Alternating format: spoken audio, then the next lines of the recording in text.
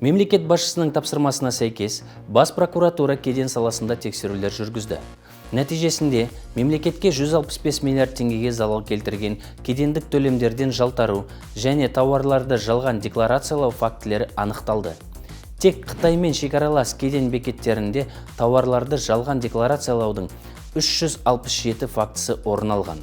Кәсіпкерлердің салықтан жалтаруы үшін уәкілетті экономикалық операторлар соңғы 2 жылда 221 миллиард теңгеге жалған шот фактураларды жасаған.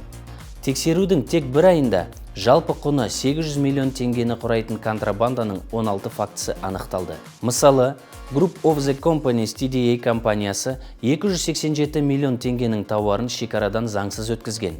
Аталмыш компанияның директоры қамауға алынды. Сондай-ақ, кеден саласындағы жұмыскерлер өз қызметін лайықты орындамаған.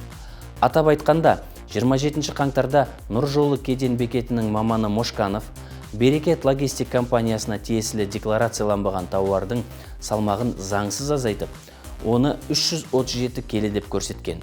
Алайда, прокурорлар жүкті қайта тексерген кезде декларацияланбаған тауардың салмағы 22 тонна екендігі анықтаған.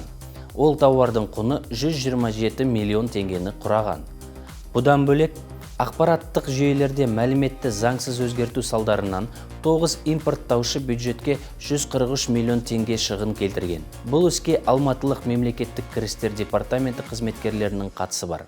Нұржолы кеден бекетінің басшысы мен оның орынбасары прокурорға 50 мың ақш доллары көлемінде, ал Cargo Management операторының өкілі 30 мың ақш доллары көлемінде пара берген. Алайда, прокуратура қызметкері олардың заңсыз әрекетіне тосқауыл қойып, сыбайлас жемқорлыққа қарсы қызметпен бірлесіп, арнайы операциялар жүргізу кезінде пара берушілердің әрекетін әшкерелеген. Жоғарыда аталған фактілер бойынша сотқа дейінгі тергеп-тексеру жүргізілуде. Кедендік реттеу саласындағы проблемаларды жою үшін үкіметке прокурорлық қадағалау актісі енгізілді.